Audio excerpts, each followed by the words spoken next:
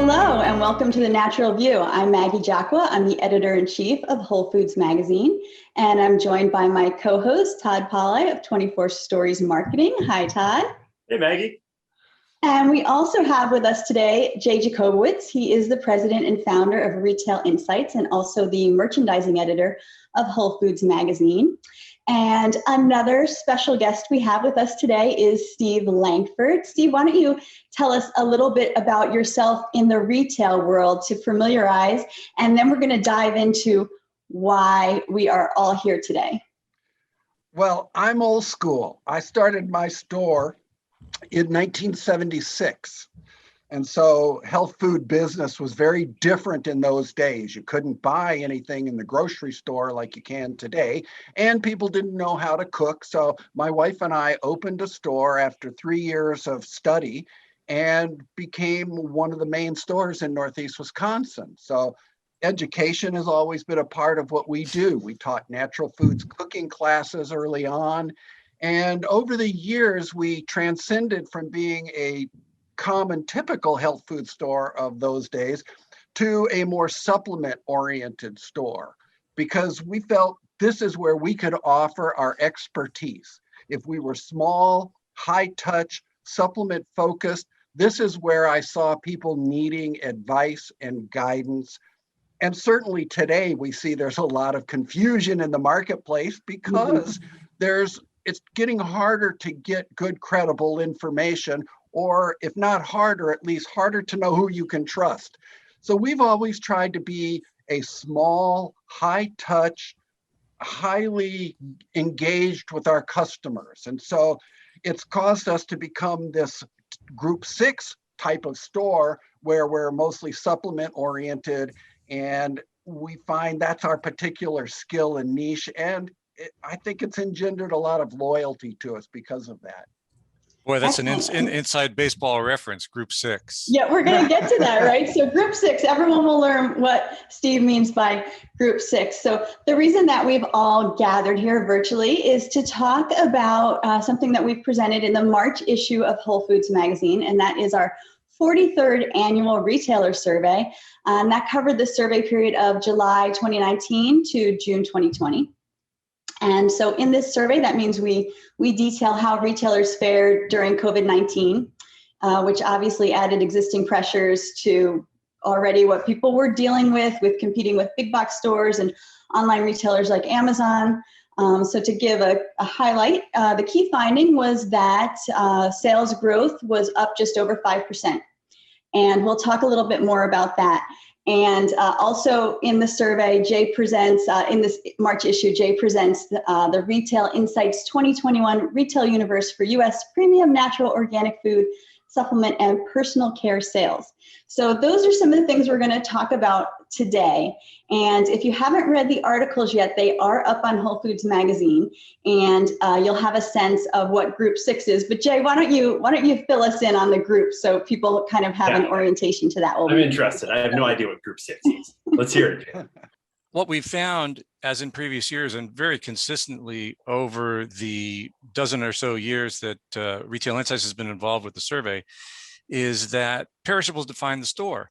The more foods you have, the more fresh food you have, the larger your footprint and the higher your sales, the higher your customer counts per day. And you'll recall that Steve, in talking about his experience opening his store in 1976, it was a far different world. And he sort of gravitated towards the vitamin supplement oriented store, which is Group 6 in our file. The heavy perishable stores that kind of look like a Whole Foods are Group 1. And so there's a gradation between 1, 2, 3, 4, 5, and 6, as depending on which way you're going. As you're going towards 6, you sell less and less fresh foods, with Group 6 really having zero foods, fresh foods. Maybe they have a refrigerator for probiotics, but that's about it. And at the other end, Group 1 has more than 50% of sales from fresh foods. And just so everybody knows also, when you read the survey, we tell you how to figure out which group you are in. And Jay and I will also be having a webinar that's going to be on May 19th, where we'll really talk through some of the findings in depth, and we'll have a live Q&A so that you can present any of the questions you have about the survey. So stay tuned for information on that. And I want to take a second to thank Nutrisource for sponsoring both the survey and the upcoming webinar. They made it possible for us to do this. So thank you, Nutrisource. And so now that we've kind of oriented to the different sizes, so Steve, you've obviously been in this business a long time. You've seen a lot of change, and you have to navigate through a lot over the years, especially in this COVID year. And I know that you really worked with the survey. You kind of showed us some of what you're doing. Can you tell us a little bit about how you utilize the data? I've used your survey from as long as I can remember, because going back about 30 years ago when I made the big move to be a supplement-oriented store, I got much more interested in how my store did compared to its peers. I knew how I did in my own management, but I really had no idea, is this good? Is this not good? Are stores doing better? You know, how do we compare with our universe? And so over the years, as the survey, I think, got more sophisticated and parsing out the different types of store, it really became more valuable because I could identify my store. And I've shared some of those numbers with you so I could see how my store performed according to the benchmarks. Because one of the important things for me was I had to run my business a little differently. And I tried to create a store that wasn't dependent upon me being behind the counter. And that was a really big transition. So it meant that I had to think about staff and the cost of staffing, and that somewhat would be separate from what I would be able to make from the store. So could I do this? Are my numbers in line in such a way that it would allow me to move in that direction of, say, working on my store rather than working in my store? That's a phrase I got as I was researching this idea of you can grow your business better if you're not behind the counter. So I gradually transitioned out of that, partially because I had a health crisis in my family and I had to take time off to take care of that. And so that was sort of the practical impetus of moving out of the day-to-day management and being behind the counter and making sure I had staff that could do that adequately. So being high touch meant, you know, I had to have trained staff. And so looking at the numbers of the survey, you know, what are the labor costs? What are the cost of goods? And, you know, how are we compared to that? That's why it's always been valuable for me, because we've actually done very well over these years with that kind of a model. So the survey was every year something my wife and I look forward to in order to see how things were trending. Now, this last year with COVID was so unusual, and it was unusual for us too, because we actually gained a couple % in sales, which is kind of not what I expected, but was real pleased to see. And so then looking at how we ended up the year compared to the survey that you had was also really enlightening, and again, helped us put ourselves in place and where we rank in that. So it's always been important because I needed to make sure I was doing at least as well as my peers. And if not, why not? And if I'm doing better, how do I do more of that? So it's always been kind of a guide that I use to compare our business to. That's excellent. We absolutely love that. Yeah, that's interesting. And I'm wondering, because Steve, you and your wife paid so close attention to the survey for all of these years, are there one or two quick examples of things that you did every year, or maybe it's a standout year where you looked and you're like, oh, I could change something about my merchandising, or I could change something about staffing, that you can remember as being one of those benchmark examples of where the survey helped you out? The survey, every year, just made sure that I was on track financially, because there were certainly challenging years in there and we questioned what we were doing. So I think probably the most important thing was to allow me to compare myself to a peer group that I just would never have access to. I can't look at neighboring stores and have any idea of how they're doing. And so the survey gives me an insight into our part of the industry that I just think was so interesting every year. We always look forward to it. So one of the things that we do every year, but that was especially interesting this year, is we invite people to just tell us about their successes, their challenges, obstacles that they're facing, pretty much anything, and it was an open-ended question that we put right at the top of the survey this year at Jay's suggestion, as we were starting to really see that COVID-19 was staying with us, to say, what do you want to talk to us about? And definitely COVID-19 was on everybody's minds. We share a lot of those insights from retailers throughout the country in Jay's Merchandising Insights column on Whole Foods Magazine, so you can see, what people are saying. And it was really a variety, some people saying this year's been surprisingly good. Some people, having a far worse time with it. But so along those lines, I'm just wondering if you'll share some of your 2020 retailing experience.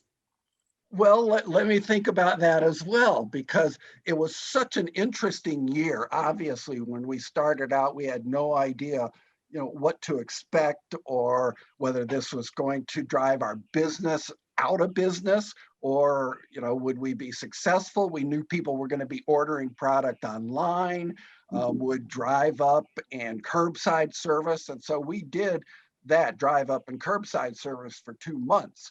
And those 2 months, it was surprising how busy it caused us to be, because we had to take phone orders, write things down, do things manually to charge it, get it ready to go. It was really a labor-intensive process. And because our customers responded to us in terms of continuing to be our customers, fortunately, it was a way to stay in business. I guess the most surprising thing that I discovered was this polarity between customers. I would say 98% or better of our customers were very appreciative of the steps that we took as a store. I mean, we're still masked in our store, and our customers are required to be masked until we're kind of past that stage. And they were all very happy. People were glad to come in and see that everybody was masked. But the few percentage of people who were hostile, what surprised me was not only that they didn't want to wear a mask or didn't think it was a good thing, but actually some of the open hostility and anger that came our way. But it was such a small percent that the overwhelming majority made us satisfied with that. I have to say that the stimulus certainly helped us. We were able to keep our staff involved, and they were all willing to stay involved. So one of the things that I was able to do was pay each of my staff members an extra 2 hours a week ongoing to this day. So we've taken that stimulus money, and because our business was successful, I was able to take that money and share it out among our staff. I'm not sure how I'm ever going to undo that 2 hour bonus now, because everybody loves it.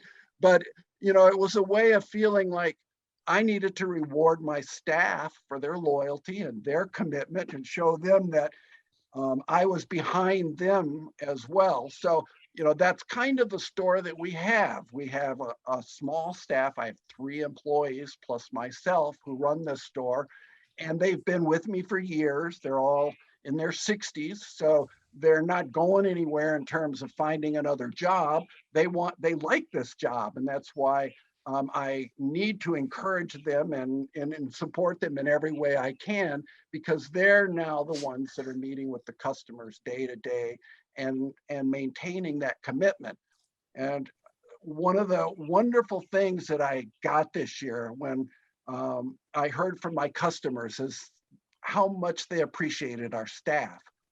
As this trend towards bigger stores starts to continue to emerge and online business continues to emerge, some people are hungry for that personal contact, somebody they can ask questions to and get credible answers and get guidance. And so as this market has emerged, we realized that was our strong suit, and let's not change that. Let's continue to do that and work with our customers, ask them to recommend us to their friends, because I know there's a dissatisfaction with some of the customer base because of that lack of opportunity.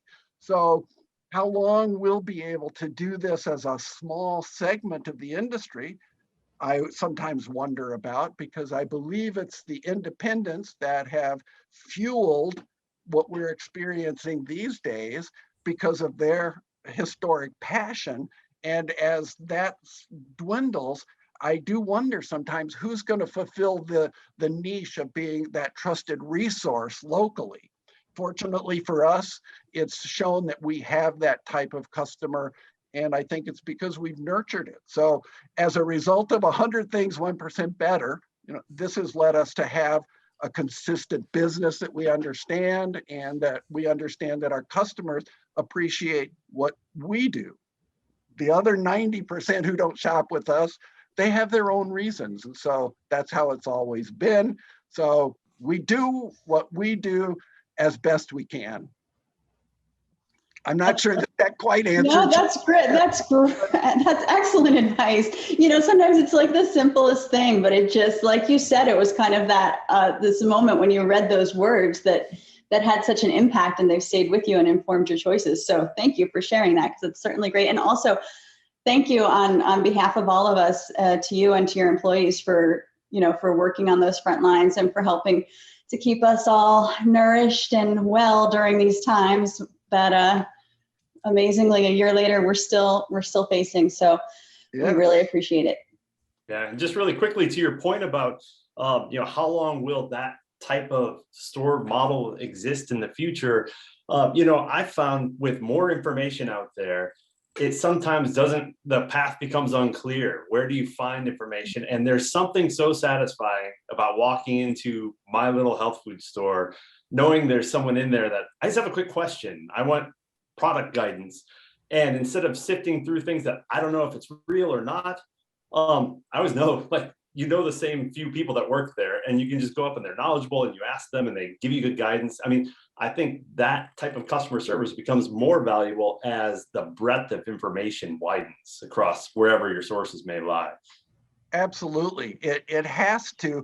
A certain level of customer wants that kind of attention, and if they can get it, I think that they'll find, a core customer base. The challenge, of course, is as the number of stores like mine continue to shrink, I just wonder how far. But I do think that there's opportunity as well. There has to be an opportunity for stores who rethink their business and find a way to compete and be meaningful in their community. And we know that can be done. It's just a matter of, can it be done by the stores as they exist? Like my store, I just turned 71. I'm not going to be doing this for another 15 or 20 years. So it needs a new generation. And again, that's what I don't see. I see things from the perspective of a little store in Wisconsin. And so I'm sure there's things out there that I don't see and I don't appreciate. And again, that's what your annual survey starts to bring out for me, because it does talk about the industry as a whole and these different segments of our industry. And certainly in some ways, we're victim of our own success. 50, 40 years ago, we wished everybody would embrace natural foods and nutrition, and now they have. Well, of course, so has all of the other interested parties that have come to play. So, we have to accept our success and find a way to be relevant still. Well, I just want to thank you for taking the time to come and talk with us. And I think everybody out there will agree with me that Steve Lankford is a wealth of information. So he also presents an educational podcast series, healthquestpodcast.com. I'll link to it when we post this. And he covers a range of topics. You'll see why his customers come to the store for education, because he does these amazing podcasts where you will learn so much. So I encourage everybody to check out healthquestpodcast.com And Steve, thank you so much for joining us.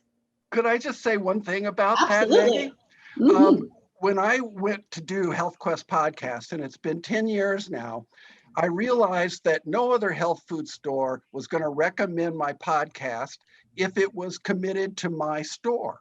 So we had made the podcast from the very beginning completely independent. We don't sell product. We don't link to stores. The idea was that this industry needs to have these resources, these valuable voices that have been teaching us for all these years. One, I wanted to capture those, and I wanted to present them in a way that any retailer could feel safe about recommending them. So we don't compete with independent retailers. We support what they're trying to do and helping to educate their staff and their customers. And so Health Quest podcast is safe for retailers, was designed to be that way. And anybody who uses it should be able to have confidence in the content, the guests. We're very strict about who we do interviews with. So we try to make it relevant, safe, important, credible, all of those things. So thank you for Whole Foods for recognizing that and allowing me to be a part of what you do as well. I really appreciate it. Thank you. Absolutely, our pleasure. It's great working with you. Thank you so much.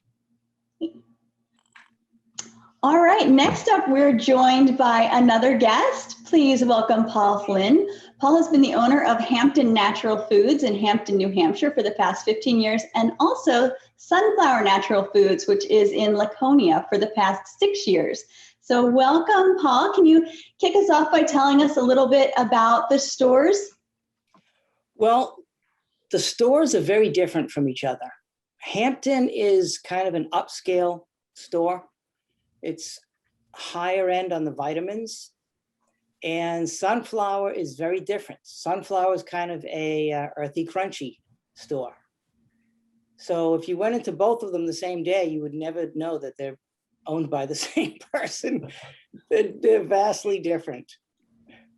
That's interesting. So did you open both of them, No. from scratch, or you? Okay, yeah. So I was wondering how the personalities. They're both about the same age. They're almost 40 years old. Yeah. Nice.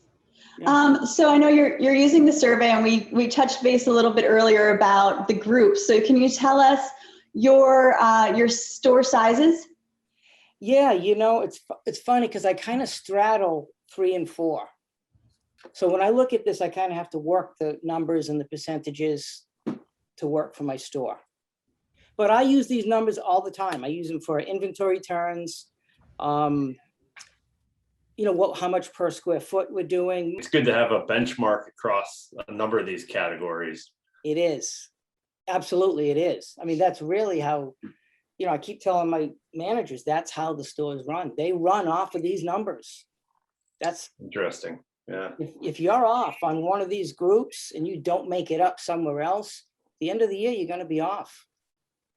I mean, the numbers don't lie. Yeah.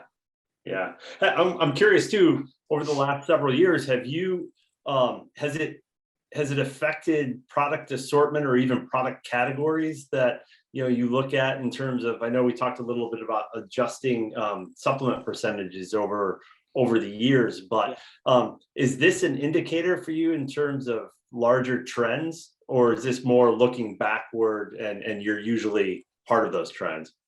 The big box stores they've almost decimated these little stores. It's hard. I mean, our grocery has been decimated. You can go to Market Basket and buy it for 20%, 25% cheaper. I mean, virtually every grocery thing I have in the store, they have. Gotcha. So what do you do? How do you tell your staff to, and maybe this is a question for you too, Jay, how do you motivate your staff and train them to try to differentiate? What is that factor that keeps pulling people in despite those similar product offerings? Is it fair to characterize both stores as at least a strong plurality, if not majority of sales from vitamin supplements and personal care now? Not so much personal care, but definitely vitamins. Hampton is probably 60% and Sunflower is 50. Yeah. So, what you're really talking about is, and I think about COVID with this too, people are looking for immune support. They're looking to make themselves resilient. They want to protect their families. And you pay probably a little better than the rest of the world, your staff, because they are so knowledgeable. Yep. And so there is that, I think, trusted local authority on nutrition. And that's the role you play. You're not really a food, people aren't coming shopping for dinner, huh? No. Yeah. We lost someone in Hampton for COVID. So I jumped in a couple of days there, and it really gave me a new appreciation for the people who work there and Sunflower, because the wealth of knowledge that you have to really effectively work a natural food store, you've got to be like my father-in-law was. He was an encyclopedia, or Kathy. They're encyclopedias of knowledge. Mm-hmm. And that's what you really need, because people are coming in with everything you can possibly imagine. And they're not going to get that at the big box stores. They're just not. And they're not even going to get it at a natural food store where people are not trained well and they're not extremely knowledgeable. What is your staff reporting about generational shift? So some of these stores, they've been in the markets for 30, 40 years. They have, as you said, a dedicated clientele.